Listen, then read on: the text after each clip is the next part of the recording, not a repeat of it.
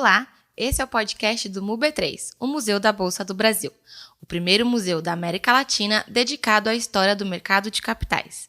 No MUB3, você vai descobrir o que é e como funciona uma bolsa de valores, além de conhecer grandes momentos da história do Brasil que fizeram parte dessa trajetória. Eu sou a Polly Marim, pesquisadora do Centro de Referência do MUB3 e uma das apresentadoras desse episódio. Eu sou uma mulher branca, de cabelos na altura dos ombros, avermelhados, uso óculos e estou usando um vestido preto com estampa circular branca. Eu sou Juliana Pons, museóloga do MUB3, sou uma mulher branca, tenho cabelos cacheados castanhos na altura dos ombros, com as pontas mais claras. Estou vestindo uma roupa azul turquesa, um colar dourado com um desenho de uma árvore e óculos mais arredondados. Hoje, no quarto episódio do podcast do MUB3, nós vamos receber a Fiorella Bugatti. Obrigada, Fiorella, pelo aceite. A Fiorella é mestre em museologia pelo Programa de Pós-Graduação Interunidades em Museologia da USP, é especialista em gestão do patrimônio cultural pela Universidade de Barcelona e é licenciada em História pela Universidade Federal do Rio Grande do Sul. Ela assumiu em fevereiro de 2022 a coordenação do Centro de Referência do Futebol Brasileiro, que é do Museu do Futebol. E, além da Fiorella, a gente tem aqui hoje também a Camila Deraldo. Prazer, Camila, de recebê-la aqui com a gente hoje. A Camila é graduada em História pela Faculdade de Filosofia, Letras e Ciências Humanas da Universidade de São Paulo e mestre em Museologia pelo Programa de Pós-Graduação Interunidades em Museologia da USP também. Atua em instituições culturais desde 2008, especializando-se em gerenciamento dos acervos com enfoque em acervos digitais e direitos autorais, elaboração e desenvolvimento de projetos de pesquisa e documentação e organização de eventos e publicações, e coordena desde 2020 o Centro de Referência do Museu da Língua Portuguesa, estando responsável desde a sua implantação. Eu peço, por favor, que vocês se autodescrevam antes da gente iniciar as nossas perguntas. Por favor, Fiorella, pode começar. Olá, eu sou uma mulher branca, eu tenho os cabelos escuros na altura dos ombros, com franja, e eu estou usando um brinco de argolas e uma regata de alcinha preta com fundo com pontinhos brancos. Obrigada. Bom, obrigada, Juliana, obrigada, Polly, prazer estar aqui, prazer estar contigo, Fiorella. Eu sou também uma mulher branca, os cabelos castanho médio, com as pontinhas um pouquinho mais claras. Visto uma camisa branca. Meu brinco é preto, mas acho que daí da câmera talvez nem dá para perceber. E, enfim, meus olhos são grandes, castanhos também. Acho que é sobre isso. Obrigada, Camila. Bom, meninas, eu também agradeço a participação de vocês aqui. O nosso objetivo hoje é falar um pouquinho sobre os desafios da musealização dos acervos num contexto digital e virtual.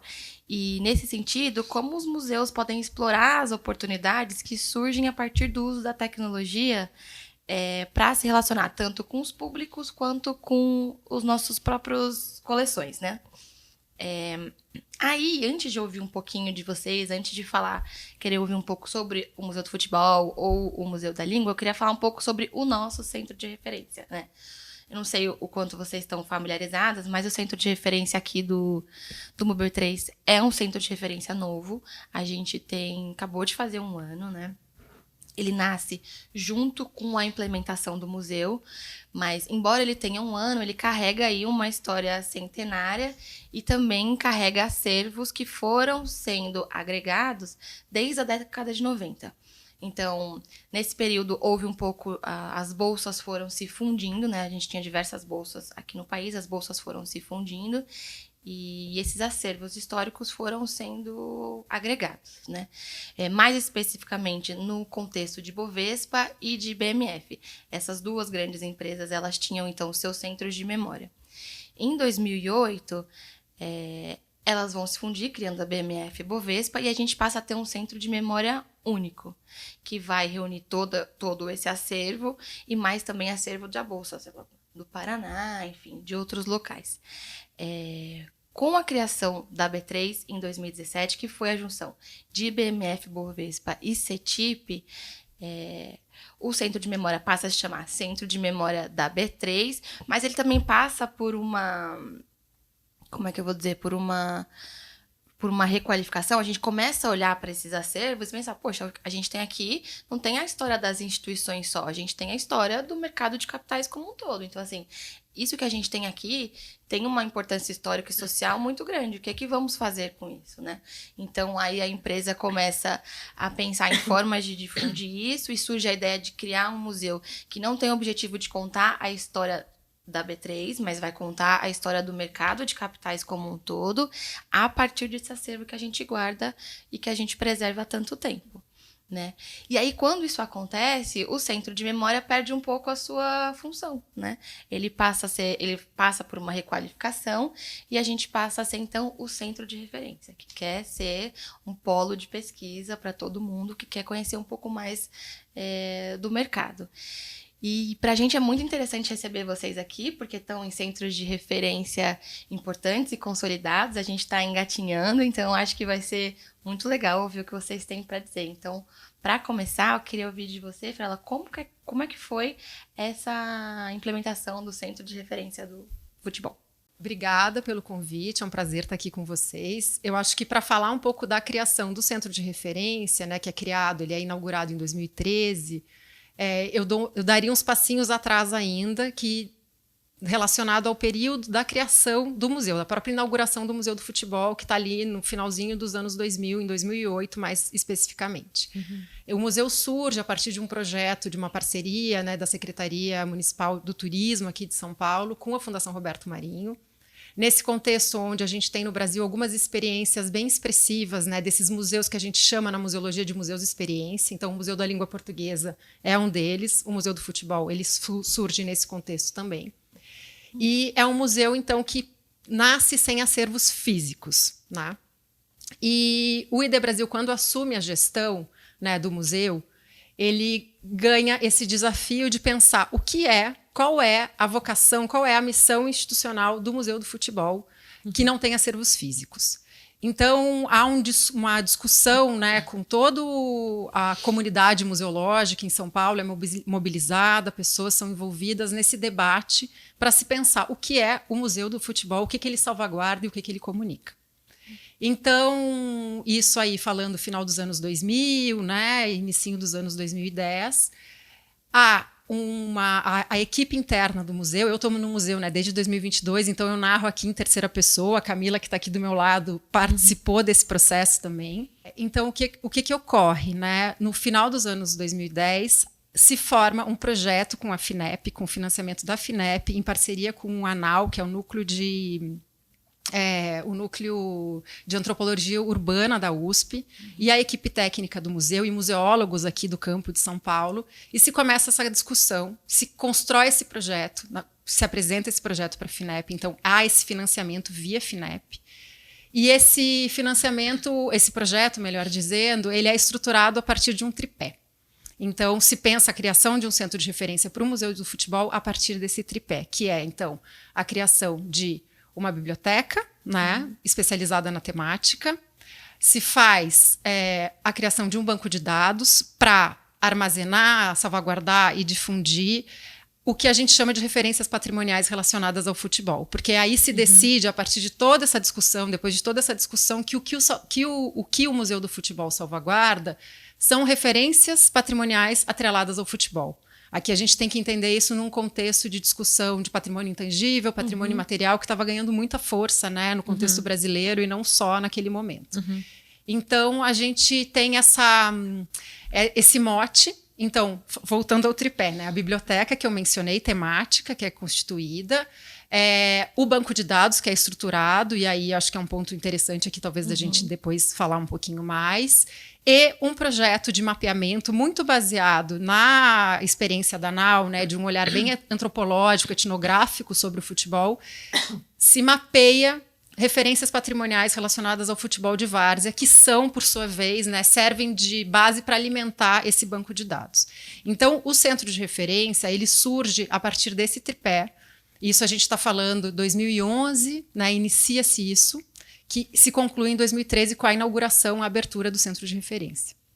E desde então, né, a gente está falando aí de mais de 10 anos, 11 mais exatamente, né? Então eu acho que esse é um pouco do contexto. Não, Fiorella, é muito bacana você compartilhar, exatamente porque o Centro de Referência do Futebol Brasileiro recentemente completou 10 anos, né? E aí, entendendo até, como a Poliana falou, que o nosso Centro de Referência é um Centro de Referência novo, acho que faz sentido também a gente escutar um pouquinho da Camila sobre a experiência de implantação, né? Como a Fiorella comentou, você participou desse processo, mas também entender como isso aconteceu no Museu da Língua Portuguesa, né? A gente sabe que o Museu da Língua Portuguesa passou a ter um centro de referência depois desse processo de repensar uma exposição pós o incêndio. Então, acho que é legal você compartilhar com a gente como é que foi esse processo de entender a necessidade de implantação de um centro de referência lá e o paralelo que você consegue trazer da experiência que você teve no Museu do Futebol para nesse processo de implantação numa situação mais adversa, né? Bem diferente.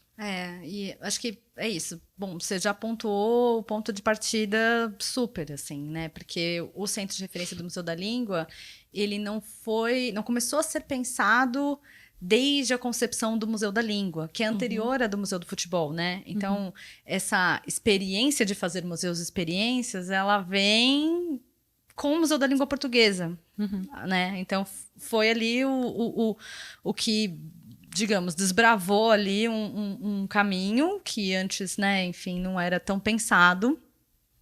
E aí sempre que a gente pensa, né, puxa vida, então é um museu que não tem coleções materiais, né, não partiu de uma coleção material e que usa muito, sei lá, tecnologias no sentido de projeções ou interatividades, né, na exposição e tal. O que é isso em 2005, 2006, né, então em termos de tanto concepção quanto implantação, né? Os millennials que estiverem assistindo a gente, né? Que vão lembrar, assim, daquele CD-ROM que você colocava, que era toda aquela estética, né? Dos computadores, assim, na época e tal. Então, tinha uma coisa, assim. Mas que, desde aquela época, né? Já se falava bastante sobre, tá bom, então, qual é o propósito desse museu? Qual é a vocação? O que significa falar sobre a língua portuguesa, sobre uma língua numa chave de museu, né? Então, que museu a gente pensa na preservação, pesquisa, comunicação, etc. e tal. Então, o que é isso tudo para essa experiência desse museu aqui? Então, assim, há registros, que aí como historiadora também, né? Vamos lá. Fontes apontam que já se debatia muito essa possibilidade de ter um centro de referência. Não exatamente com esse nome, ou etc e tal, mas que fosse um lugar que, de certa forma, agenciasse, né, mobilizasse perspectivas sobre a língua como objeto cultural. Que é um pouco do que o museu traz na sua curadoria, e aí eu estou falando da exposição principal dele, né? Desde aquela época, porque depois que acontece o incêndio, né? Então, para quem não sabe, o Museu da Língua Portuguesa sofreu um incêndio no final de 2015 e ficou fechado, né, em reconstrução, reforma, até o meio de 2021, quando ele foi reinaugurado. Então, inclusive, deu uma esticadinha, porque, infelizmente, também tivemos uma pandemia no meio, né? Sim. Então, contratos repactuados, enfim, essas coisas todas.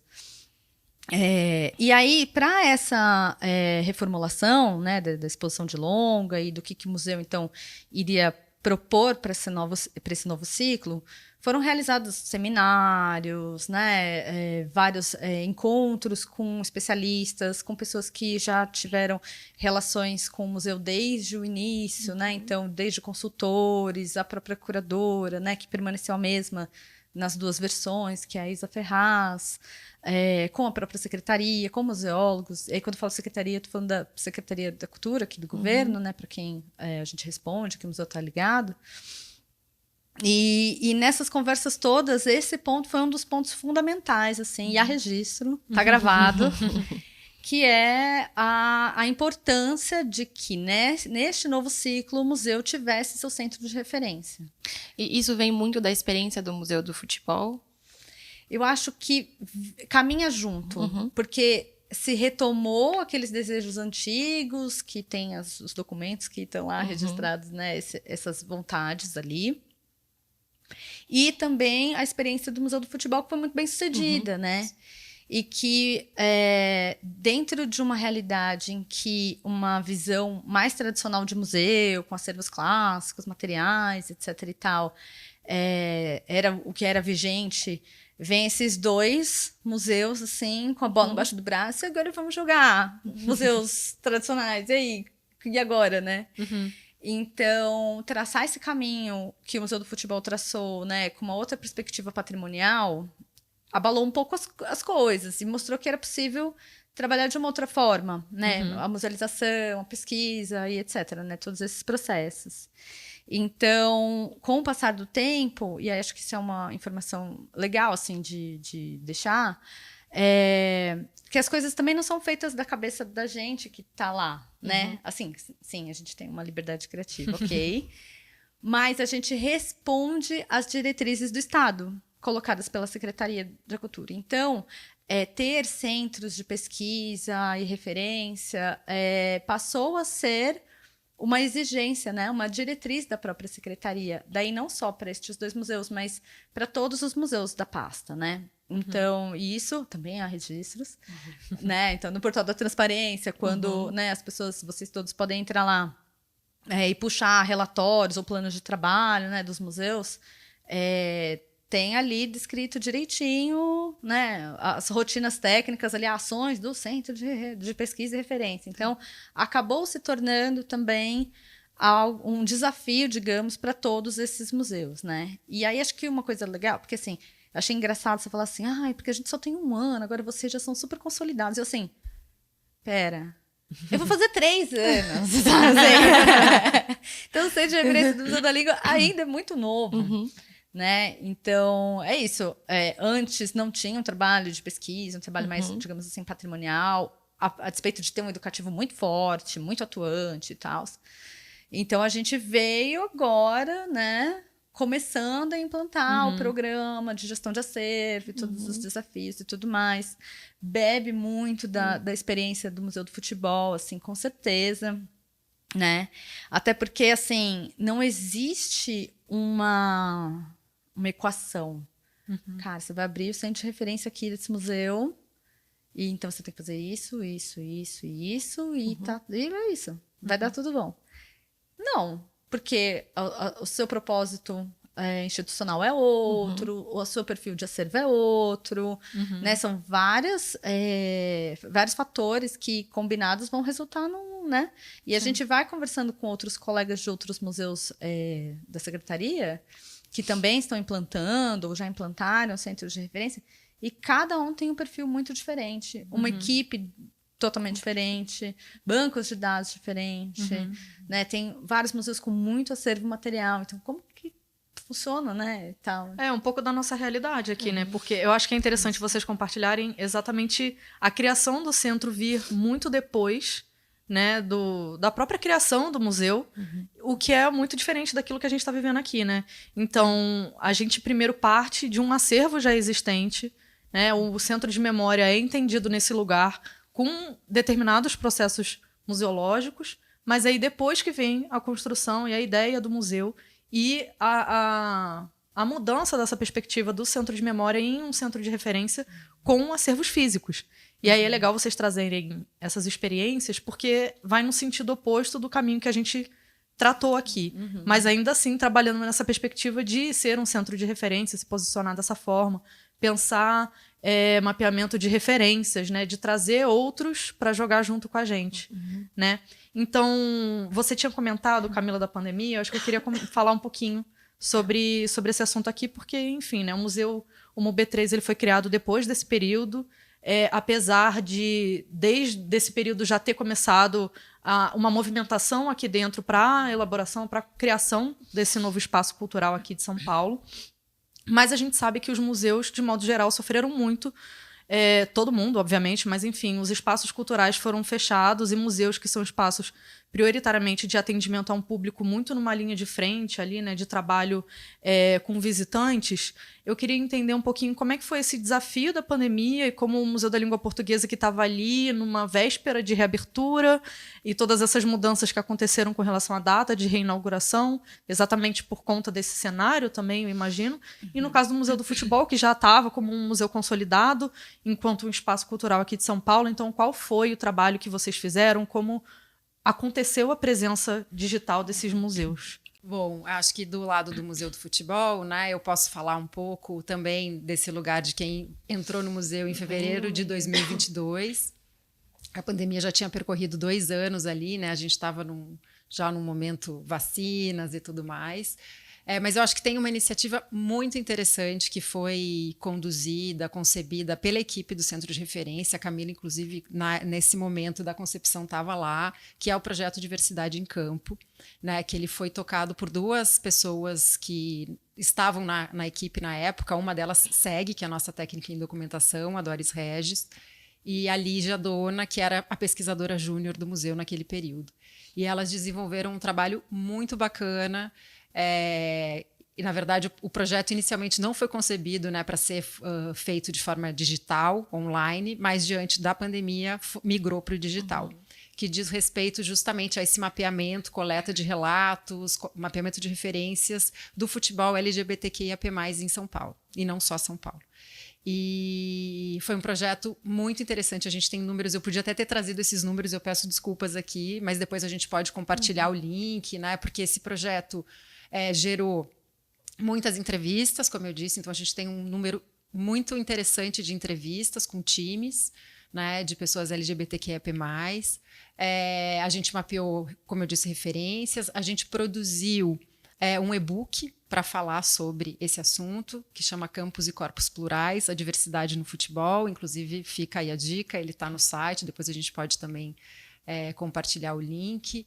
E foi um projeto de pesquisa que eu acho que esse ciclo que a Camila estava mencionando antes, né, da salvaguarda, pesquisa e comunicação, ele se fecha. A gente consegue ver ele materializado em produtos, assim. Então, a equipe desenvolveu um projeto de pesquisa, né, foi a campo, coletou, referenciou, produziu conhecimento. Esse conhecimento foi processado, qualificado e comunicado de diferentes formas. Ele gerou uma exposição virtual também. A gente faz parte, a gente tem, né, uma parceria com o Google Arts and Culture, né? O Museu do Futebol tem uma página no Google Arts and Culture, onde a gente expõe exposições virtuais, gerou uma exposição virtual.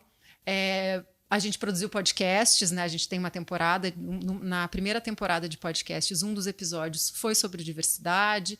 Então, acho que foi uma experiência muito, muito, muito interessante, que trouxe um retorno, e a gente vê o nosso trabalho, né, fazendo sentido. Assim. Eu peguei o finzinho dela quando eu entrei no museu. Acho que esse é um exemplo assim, que é bacana de compartilhar aqui com vocês. E ele foi durante todo o período da pandemia? Sim.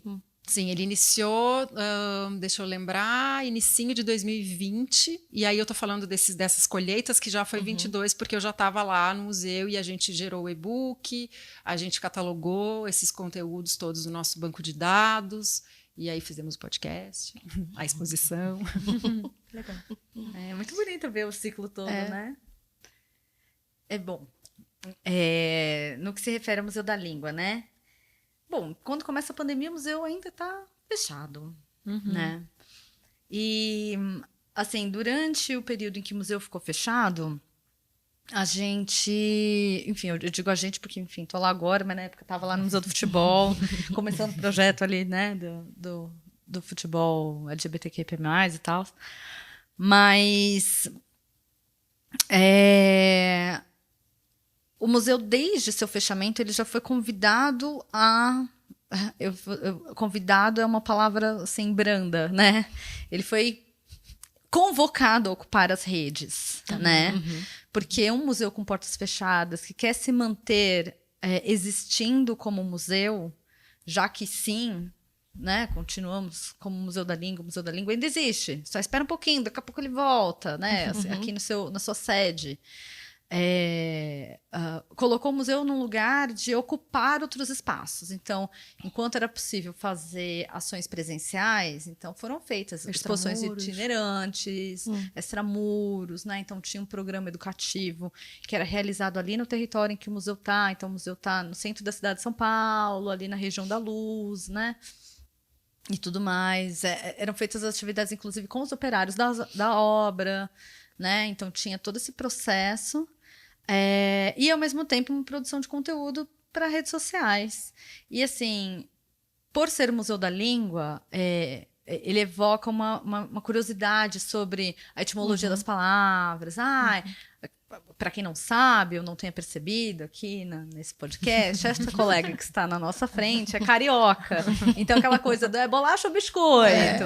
Né? Então, a polêmica. A grandíssima polêmica. Então, era um conteúdo que brincava muito com isso, assim, né? Então, assim, quando começa daí, de novo, né, um novo contrato de gestão e aí temos, então, novas atividades, né, para ser desempenhadas já mais perto, assim, mais próximo da reabertura, e ainda no contexto da pandemia, a gente cria um projeto chamado Palavra no Agora. As pessoas eram convidadas, né, o público era convidado a partilhar pensamentos, poesias, escritos, como até uma forma meio terapêutica mesmo de superar a pandemia e, enfim, né, todos os desafios aí emocionais, psicológicos e de vários tipos de perda diferente que todos nós passamos, né? Então, elas mandavam e a gente fazia uma curadoria ali, digamos, né, desses trechos que eram enviados para a gente. E o pessoal da comunicação diagramava esse material e a gente ia publicando no site aos poucos, né? E depois, quando finalmente abrimos o museu e superamos aí a fase mais difícil, né, da pandemia, a gente fez uma ocupação visual na sala do Centro de Referência com essas aspas, né, desses conteúdos, inclusive de uma grande amiga nossa que não está entre a gente, mas ficou ali, digamos, eternizada nesse espaço, né? Então, assim, a gente foi jogado em espaços que tinham que ser ocupados digitalmente, porque não tinha outro caminho. E, ao mesmo tempo, e até pensando especificamente nesse projeto Palavra no Agora, né? Tem os desafios de direitos autorais relacionados, né? Porque tudo que a gente publica também tem que ter ali. O bastidor da gente não é glamuroso, no fim das contas. É aquela coisa de quem vê o close e não vê o corre. Cara, o corre, né, é complexo. Então, assim, ter que administrar, por exemplo, que todas as pessoas que enviassem os conteúdos estivessem de acordo com a publicação, cedendo o conteúdo autoral para o museu, etc e tal. E em que medida, né, isso também permitiria que a gente, de fato, imprimisse, né, e gerasse um conteúdo tipográfico para colocar na sala do Centro de Referência. Então, também é aquela camada silenciosa de que quem trabalha nessa parte, né, dentro dos museus ali na documentação, que sabe o dia, né, o que acaba pesando ali. Bom, você estava comentando, Camila, agora sobre essa questão dos bastidores, né? Então a gente sabe que vocês trazem perspectivas similares em alguma medida, mas diferentes por conta da temporalidade em que os centros de referências foram criados. Né? Eu acho que a pandemia, em alguma medida, ela acelerou, e talvez vocês, por trabalharem em museus que têm uma presença, já tinham uma presença, o Museu da Língua já tinha uma presença digital relevante, exatamente até por conta do contexto recente, né, que tinha acontecido no museu. O Museu do Futebol já tinha uma presença mais consolidada, mas aí como que fica exatamente essa questão que você trouxe de direitos autorais e a preservação digital?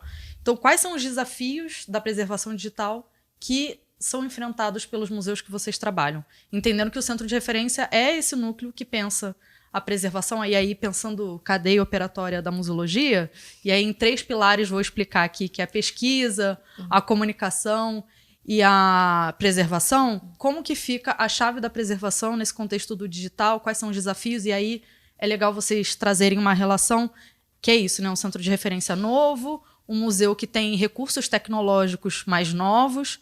como que fica o Museu do Futebol 10 anos depois, a questão do próprio banco de dados, que é um dos tripés que você também abordou. Então, eu queria escutar um pouquinho vocês com relação a isso. E até brincar com você. Gastou vocabulário agora, você viu? Cadeia operatória. Tem que lançar. Jogando a carteirinha profissional na minha museóloga. Bom, acho que o gancho que você me dá é inclusive um passo atrás, assim. Porque temos duas coisas, né? A gente tem os recursos tecnológicos, a exposição. Então é isso, tá lá. Tem uma exposição que ela tem projeções, ela tem os touchscreen, tem, né, um monte de coisa lá.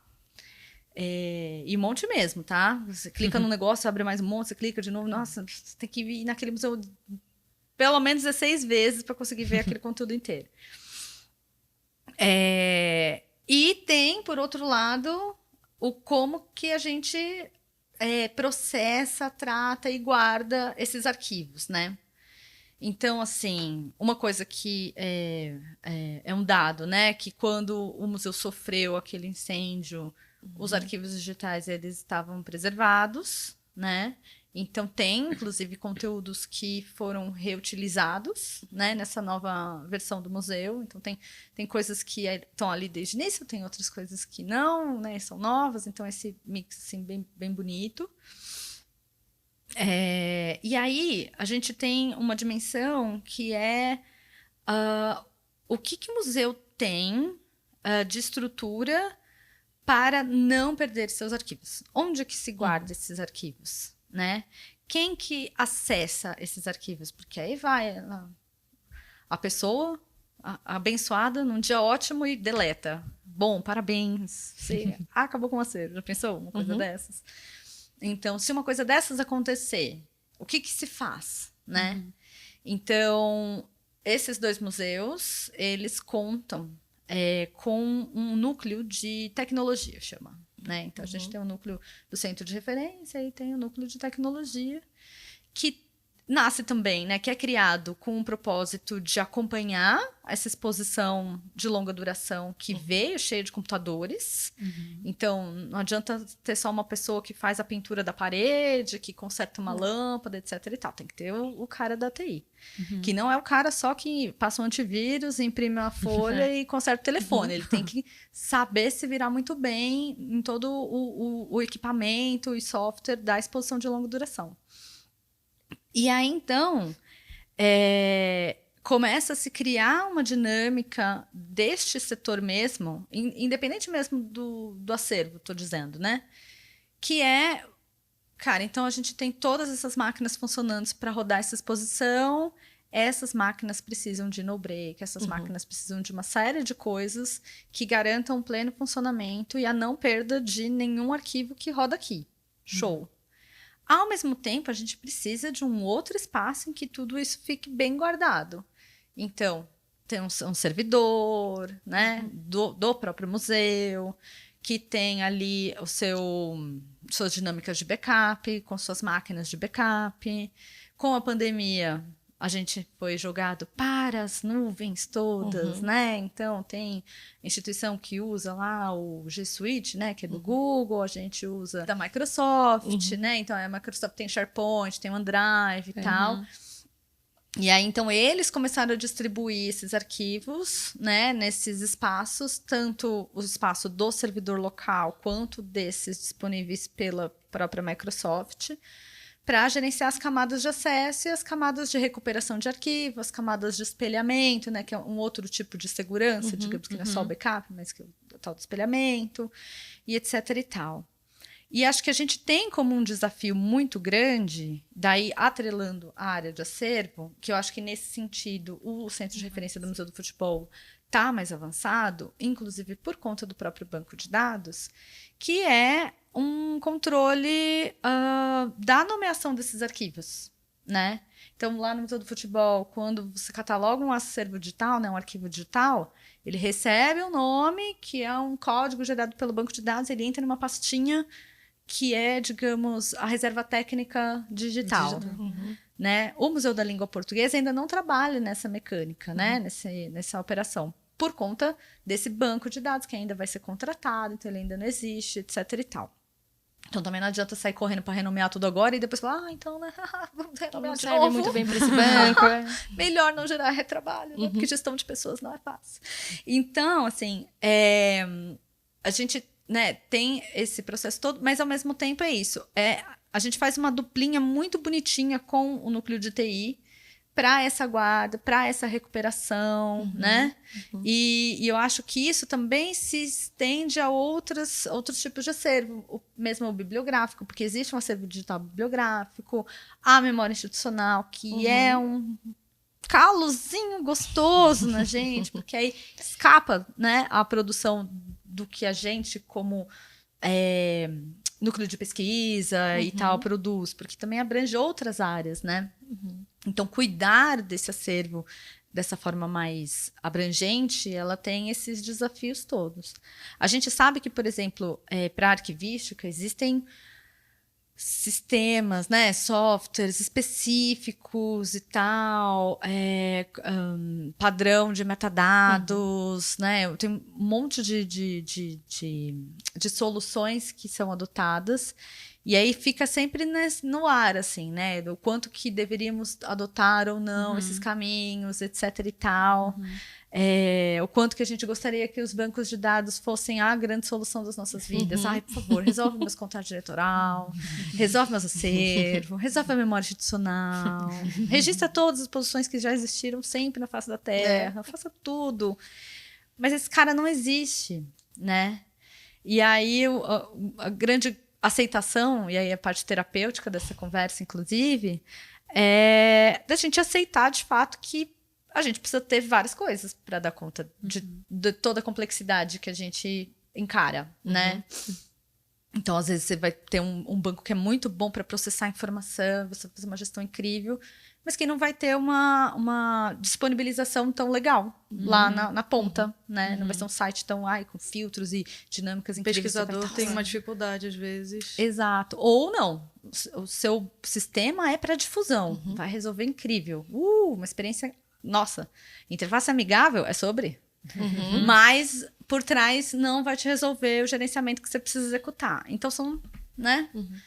E as camadas Escolhas. que tem ali também, que às vezes... Assim, a gente sabe que tem banco de dados que muitos museus adotam, mas a gente sabe também que a maioria dos museus trabalha com acervo físico. E aí tem essa camada também de trabalhar com o digital, bancos de dados que sejam... que atendam a essa necessidade, a própria questão dos direitos autorais que você traz também, que eu acho que é um pouco da experiência do futebol. Eu acho que, até para complementar um pouco assim, o que a Camila coloca, né, desse nosso cenário todo, bom, eu acho que o Museu do Futebol ele está num momento bem especial, assim, e eu vejo muito como uma oportunidade, no seguinte sentido. O museu, né, fez em 2023 15 anos e ele a sua exposição principal está passando por um processo de renovação. Motivado por esses 15 anos, né? E a gente vem trabalhando muito, né, a equipe do Centro de Referência, nesse processo de levantamento de fontes, né, pesquisa de conteúdos, subsidiando a curadoria nesse sentido. E aí a gente tem vivenciado na pele, de uma maneira bem intensa, todas essas questões relacionadas, né, a direitos autorais, a liberação de uso de imagens, né? Então tem sido muito desafiador. E é um contexto no qual a gente tem como um desejo institucional que é de promover uma maior extroversão dos conteúdos, das pesquisas produzidas pelo CRFB ao longo desses 10 anos, assim. E eu acho que nesse processo, assim, a gente está caminhando no paralelo à renovação com a realização de um diagnóstico do nosso banco de dados, porque é isso, né? Como a gente comentou antes, é um diagnóstico, um banco de dados que foi concebido lá no final dos anos 2000, né? Ele foi feito a partir de um sistema integrado, então ele teve toda uma concepção, ele foi personalizado, né, para atender as demandas daquele momento, com esse pensamento de um olhar muito etnográfico, trabalhando com ideia, né, de categorias, então não havia uma hierarquização dessas categorias, da armazenagem, né, dos dados. E agora, assim, eu acho que a gente está num momento, e a gente está isso agora em tempo real acontecendo, que é justamente olhar para esse banco de dados, tanto no que tange o que a Camila estava dizendo, a interface administrativa, quanto a interface de consulta. E a ideia é a gente entender o que ele tem de potencialidades e de fragilidades para a gente tomar decisões para os próximos 10, 15 anos do museu, né? É um momento bem, como eu disse, né, especial, de oportunidade mesmo, porque é isso, a gente está olhando para dentro, olhando para casa, né, fazendo um mergulho profundo, assim, a gente está com uma consultoria especializada nesse assunto conosco, para a gente poder entender para onde que a gente vai com o nosso banco daqui para frente. Eu acho que esse desafio da interface de consulta, ele é muito grande para nós, assim, né? A gente está entendendo, inclusive, a gente nunca mapeou de uma forma organizada a gente nunca mapeou como é a usabilidade do banco com, com o público externo, assim, com os pesquisadores. A gente não sabe, não tem dados sobre isso. Assim. A gente tem de coletas assim, de conversa, né, de escuta. Pesquisador que vai até lá e que já acessou. Como foi. Exatamente, exatamente. Então aqui eu acho que esse é um grande desafio para nós. E como eu disse, assim, eu acho que é uma oportunidade de casar nesse momento, né, de que onde a gente está repensando a exposição principal, né, trazendo novos assuntos, novos temas que são caros para o museu, e essa vontade, esse desejo de fazer com que essa produção de conteúdo do Centro de Referência tenha mais extroversão, né, para falar aí na linguagem dos museologuês. Aqui no B3 a gente também está olhando para o banco de dados, né? A gente, com a chegada da Ju também aqui na equipe, a gente tem pensado também em olhar para que tipo de pesquisa a gente está sendo acessado. E você falando isso me fez pensar num assunto que para a gente é muito importante, aí eu queria ouvir de vocês, como isso se traduz na política de acervo, porque também, justamente porque somos um centro de referência novo, a gente está nesse momento olhando para nossa política de acervo, tentando construir uma política de acervo, né? Então eu queria ouvir de vocês um pouquinho como que foi a construção dessa política de acervo. Falando, né, Polly, especificamente da política de acervos do Museu do Futebol, ela é um documento que foi produzido, se eu não estou enganada, em 2017, a versão, e ela passa por uma atualização em 2019.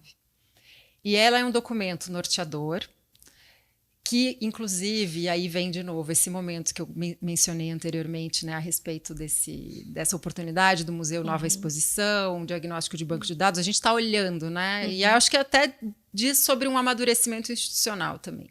A gente vai, e também por meta pactuada com a Secretaria de Cultura, fazer uma revisão da política esse ano. Né? E eu acho que à luz da renovação da exposição, isso é fundamental, porque é isso, né? O museu, a gente está falando aí, como eu disse, a versão mais recente é de 2019. De lá para cá, muitas coisas aconteceram. E a gente precisa revisitar esse documento com os olhos, né, com a lente do tempo do Museu do Futebol de 2024, assim, e o que ele quer para o futuro. Então, eu falando retrospectivamente, o que foi esse processo de concepção, ela resultou muito de uma... Ela é um documento, como eu olho, né, eu acho até interessante ouvir a Camila assim, sobre isso, porque ela acompanhou muito mais de perto do que eu esse processo. Mas ela é um documento onde ela afirma e ela defende que o Museu do Futebol é um museu com museologia, que trabalha com referências patrimoniais, né, com essa dimensão desse patrimônio intangível, e que, através dos seus procedimentos, né, salvaguarda esse acervo relacionado ao futebol. É muito...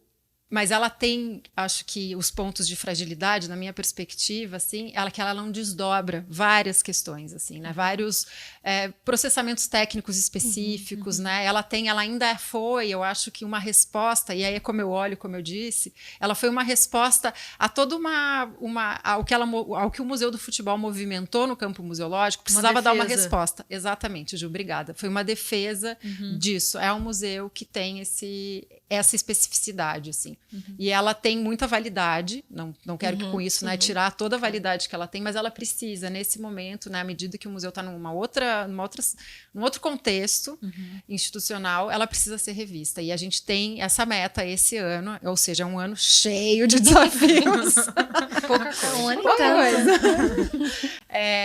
A gente tem essa atribuição que eu acho que vai ser muito bacana olhar para isso. Qual que é a vocação? Vamos revisitar a missão do museu, vamos revisitar as linhas de pesquisa, vamos pensar, está fazendo sentido, é isso, para onde que a gente quer ir institucionalmente. Eu acho que é uma discussão, eu particularmente acho ela muito válida e interessante. Assim.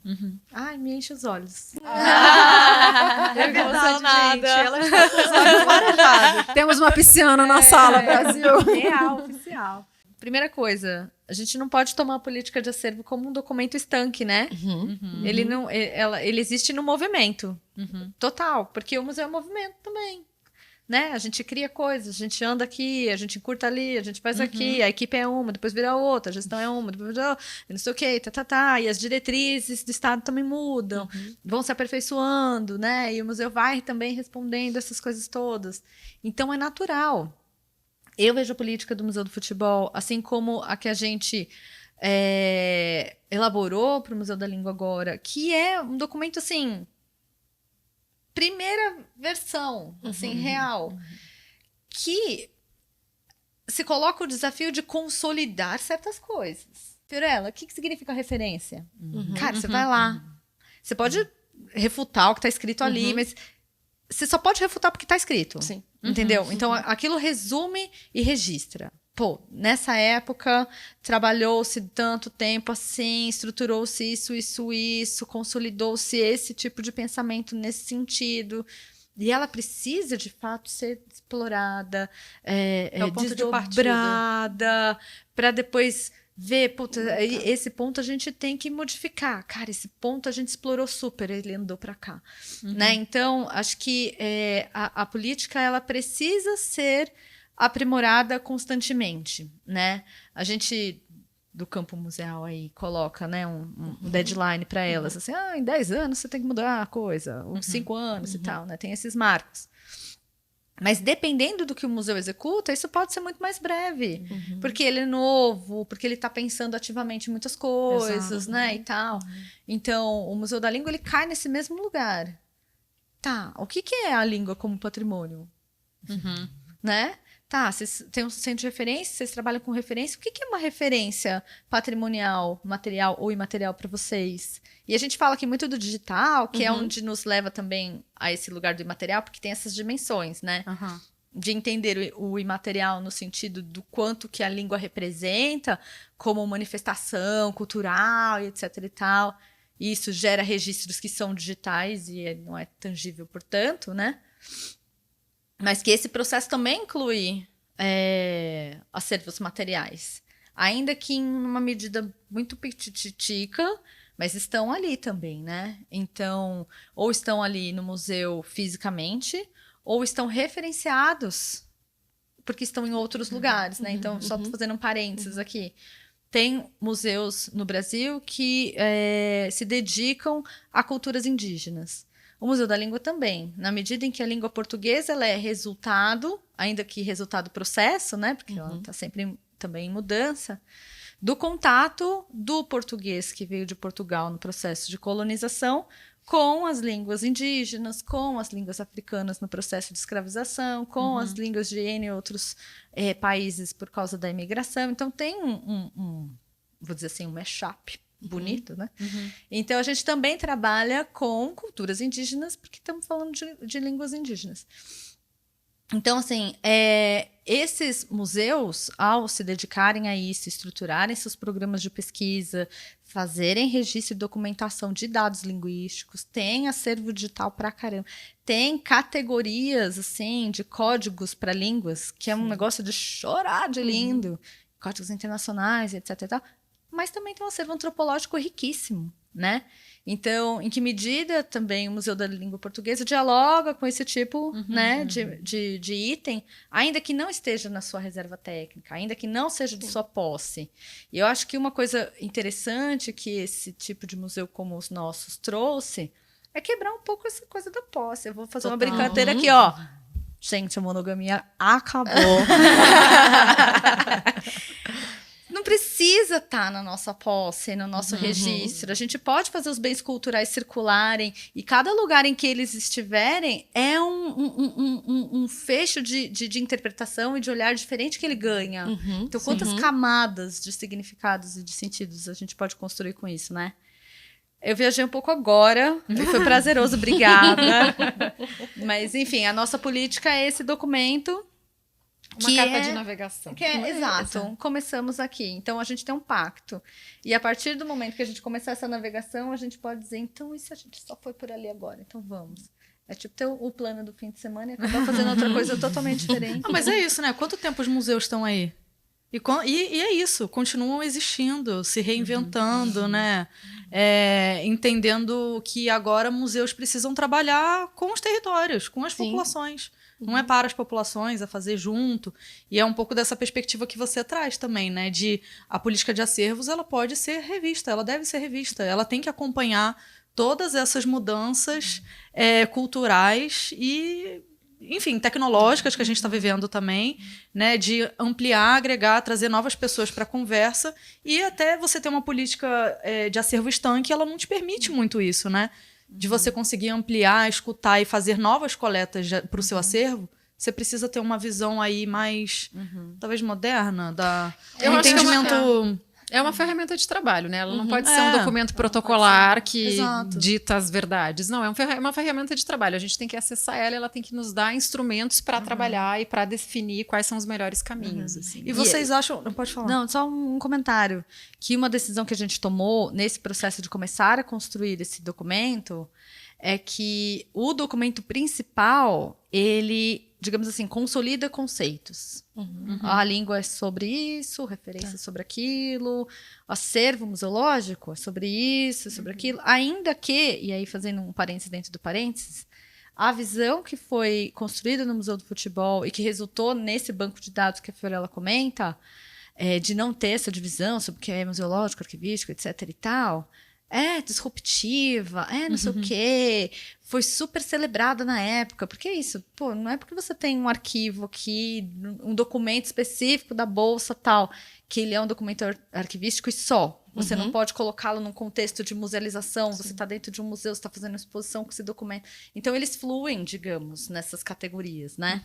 Então, a partir do momento que você deixa de categorizar, você está começando a entender ele de uma forma mais plural. Só que, ao mesmo tempo, não dá para não categorizar, porque você precisa dialogar com pares. Inclusive, a própria secretaria, ela vira para você e fala, mas quantos acervos você tem museológico? Deixa eu contar números. É difícil, então você tem que ter mecanismos para isso, né? Então, esse documento, a gente pensa em estruturar de uma forma em que essa pegada mais operacional de... Cara, como é que a gente faz o processo de documentação disso, daquilo? Esse operacional sejam protocolos, procedimentos, manuais anexos à política. Então, você não precisa mexer necessariamente no texto principal. Você vai atualizando seus anexos, né? Então, acho que fica um joguinho legal. Não, acho que é uma dificuldade, no caso até da gente, acho que um pouco esbarra no de vocês também, é pensar uma política de acervos mista, né? Entendendo que aí, no caso dos museus em que vocês atuam, são museus prioritariamente com acervos digitais, mas que esbarram aí nessas questões. Acervo museológico material, como que isso pode ser trabalhado na política de acervo, e aí a política de acervo registra isso, entende, processa dentro da instituição como eles devem ser tratados, né? E aí aqui a gente caminha num outro sentido, né? Num outro caminho, que é o físico e novos agregados. E a gente está pensando como a gente vai agregar essas outras coisas todas que circundam o mundo do mercado de capitais, assim. Como a gente vai colocar isso na nossa política? É um desafio, a gente pode trocar figurinhas. Vem aí, vem aí. Vou adorar. Sigamos trocando, eu acho. Eles que têm balinhas ótimas aqui, pessoal. Bom, agora eu vou mudar um pouquinho de assunto, mas trazendo um ponto que a Fiorella já tinha comentado antes, né? A gente aqui no MUB3, a gente tem exposições virtuais também na plataforma do Google. Enfim, fica o convite depois para vocês acessarem também. A gente acabou já tem de inaugurar duas exposições. Entrou com duas, É um super desafio, mas que é muito bacana, né? A gente tem uma presença aí também de exposições virtuais. A gente sabe que também o Museu do Futebol tem uma presença virtual importante nesse sentido de exposições. O Museu da Língua também já tem exposições virtuais. Então, a gente queria entender um pouquinho com vocês como é que funciona esse processo de curadoria. Da onde vocês partem, como que vocês pensam os temas, vocês convidam curadores, como é feita a seleção dos acervos que vão ser tratados, até questão de direitos autorais que envolve isso, então acho que é bacana. Também como foi entrar na plataforma, se foi difícil, porque pra gente aqui a gente teve muitas questões jurídicas, o contrato foi e voltou algumas vezes, porque é isso, a gente coloca a imagem ali na internet e aí ela é de todo mundo, né? Então... Eu posso falar, começando por esse ponto, né? Os dois museus, eles entram no Google Arts em meados de 2012. Então, quando a plataforma estava ainda sendo criada e tal. E aí rola esse diálogo institucional, né? E ambos museus, então, topam entrar nesse projeto. Aí, lembrando que já naquela época, os dois museus já eram geridos pela mesma organização social. Então, foi uma decisão institucional, digamos, para os dois, né? Assim, ao mesmo tempo.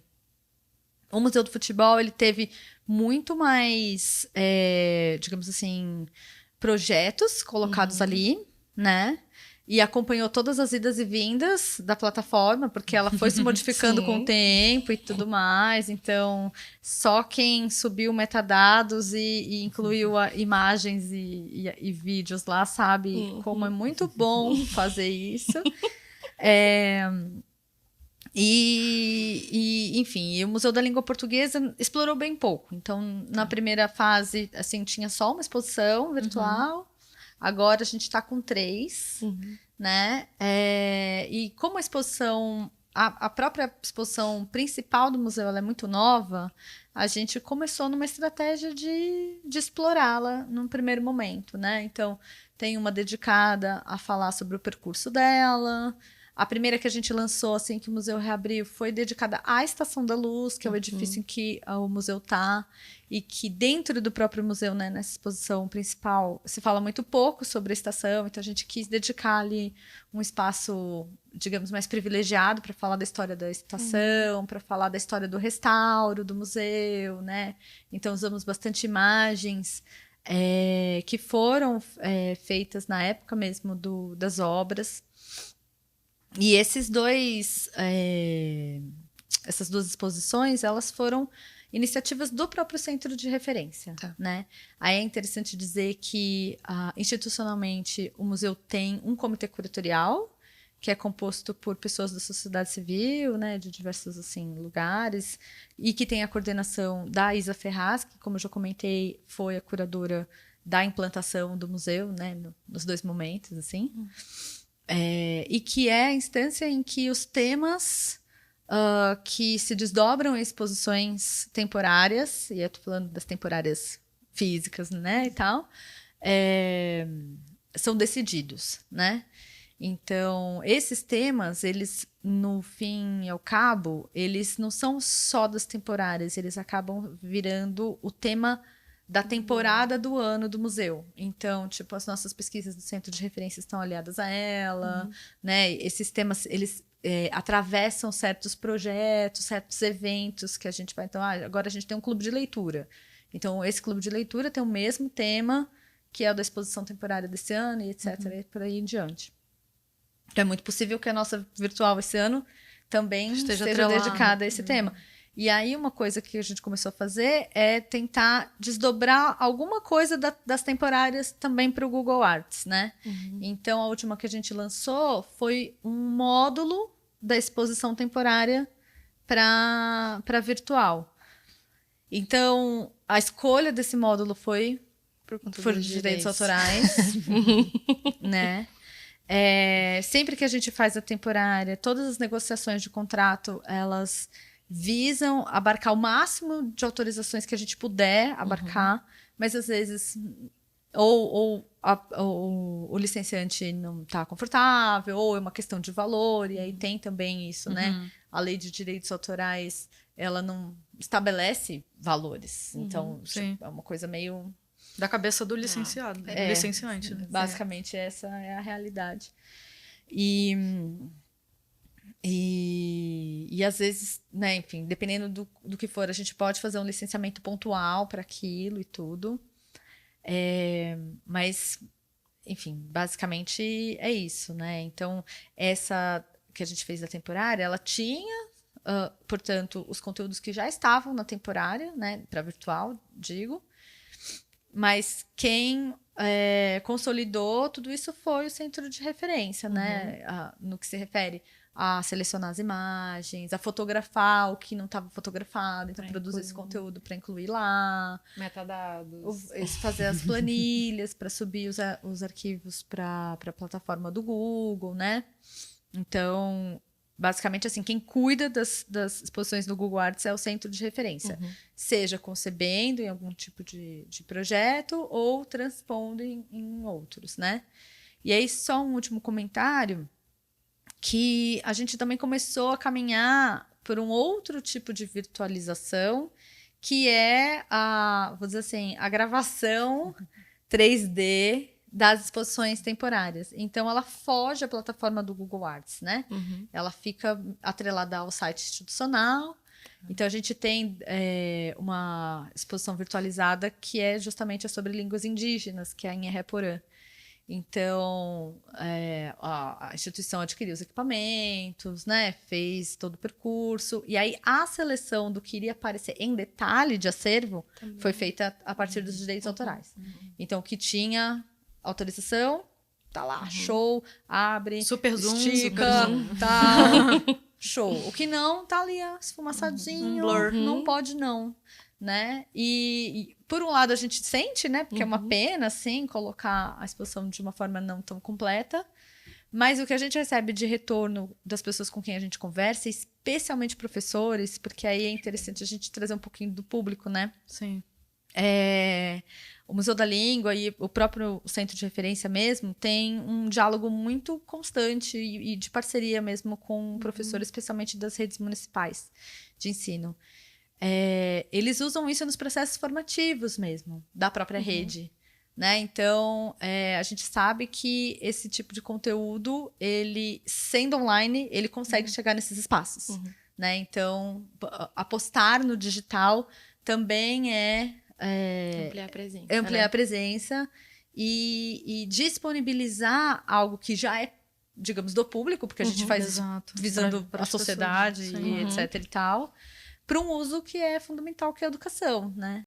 Bom, na verdade, acho que até para pontuar, né, Camila, o Museu da Língua Portuguesa e o Museu do Futebol são geridos pela mesma organização social. Então, tudo isso que a Camila falou do comitê curatorial, desses processos, definição de temas, de exposições temporárias, de temporadas, né, do museu, se replica no Museu do Futebol. Quem é o curador do Museu do Futebol é o Marcelo Duarte.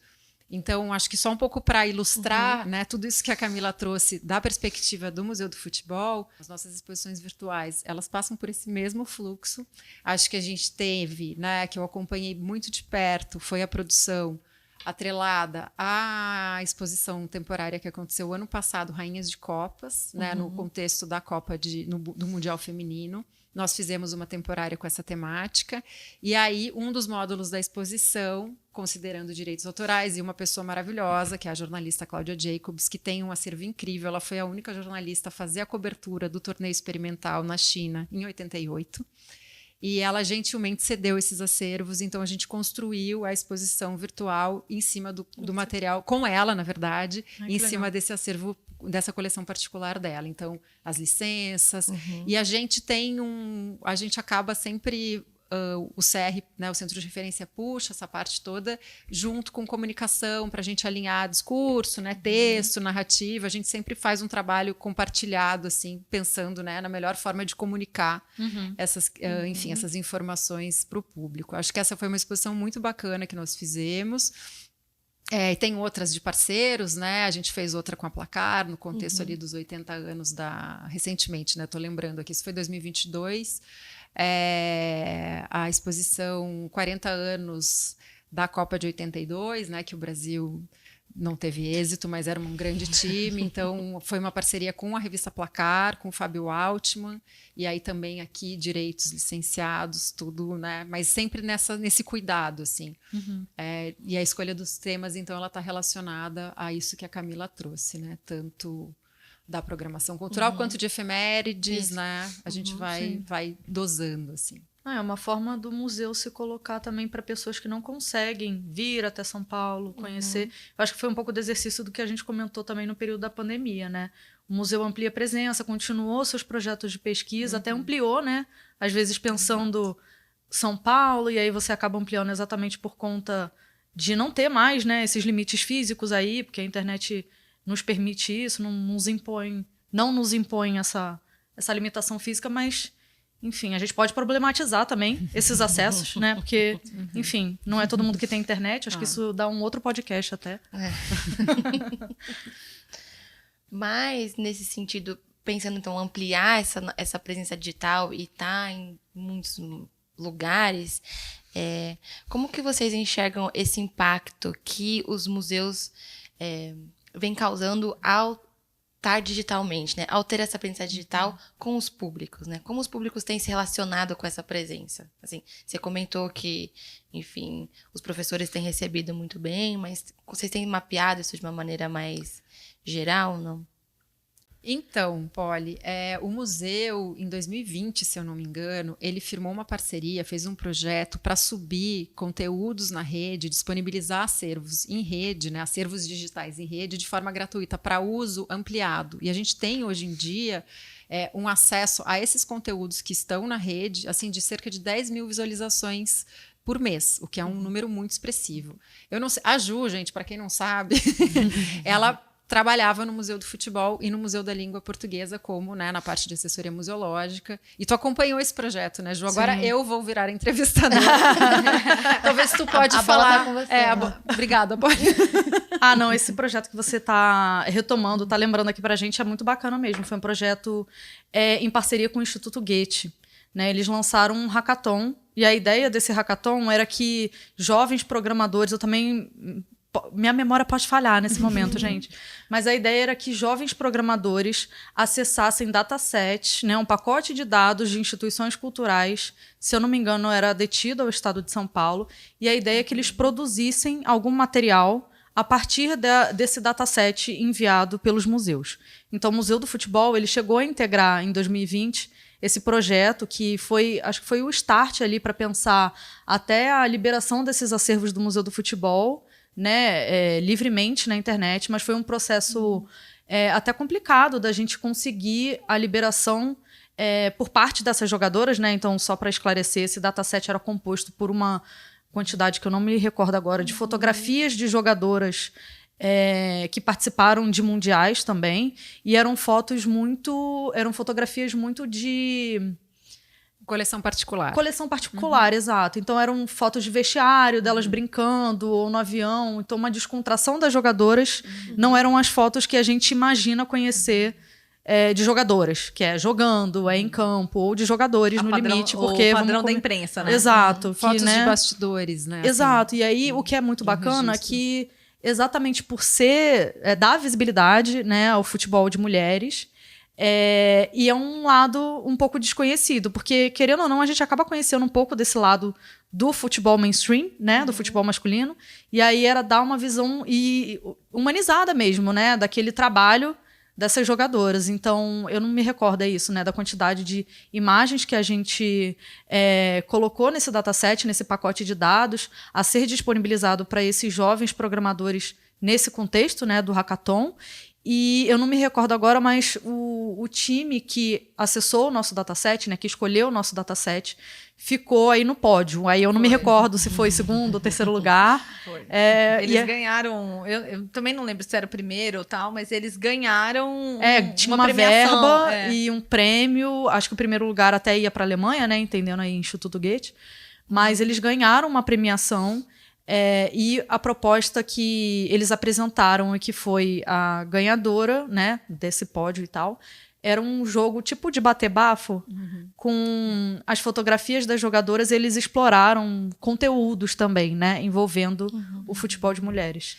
E Acho esse que é uma processo iniciativa é muito bacana. legal porque também acaba povoando a internet com informações sobre o Exato. futebol de mulheres, né? Uhum. Que é totalmente assim silenciado, né? Exato. Então, teve anos de proibição da modalidade, etc e tal. Tem um preconceito absurdo ainda. E isso leva com que, se você entra na Wikipédia, que é um dos principais meios, né, de uma Busca. pesquisa rápida, assim, sobre qualquer assunto, essas pessoas, elas não estavam lá, né? Mesmo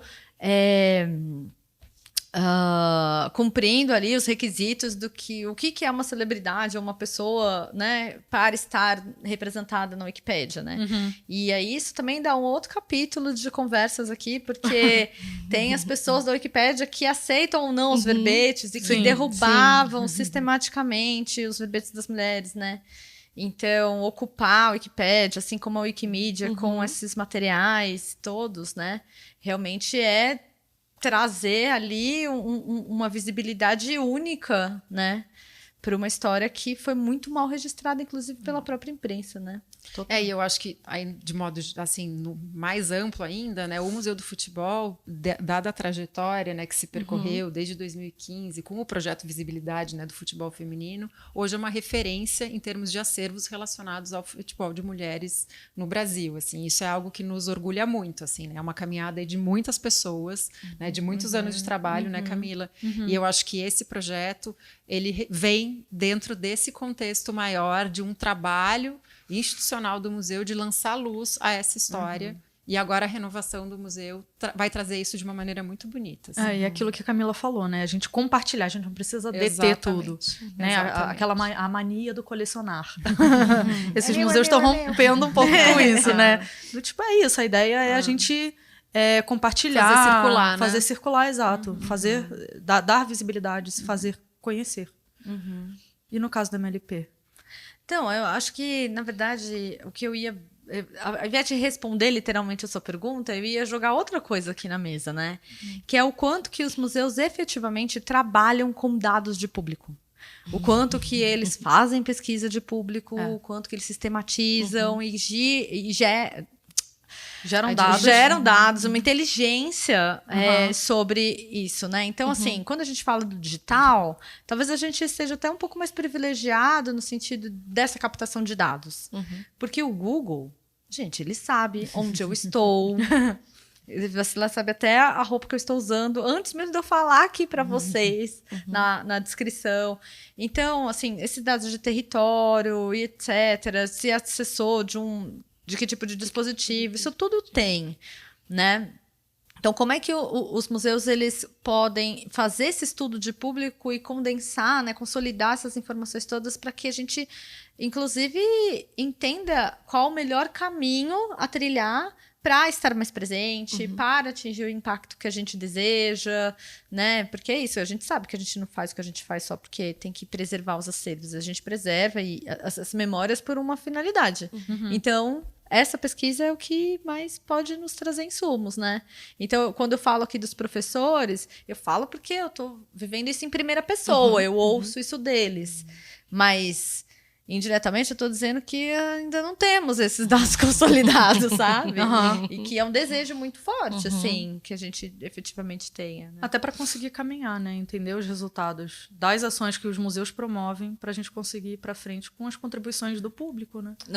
Que é para quem nós fazemos. Afinal de contas, os museus são instituições de prestação de serviço, né? Bom, gente, muito legal. Como eu falei lá no começo, essa conversa ia ser muito interessante. Eu estou muito feliz que vocês puderam participar do podcast. Eu queria saber se vocês têm alguma consideração para fazer, se quiserem fechar algum assunto que não deu para terminar, se a gente pode ir caminhando para o final. Bom, da minha parte, só agradecer. Acho que foi super rico trocar com vocês e seguimos juntas aí nessa caminhada. Obrigada. Também só queria agradecer. É um privilégio estar aqui com vocês. Foi um privilégio pessoal, inclusive, né? Partilhar aí Reencontros. exatamente.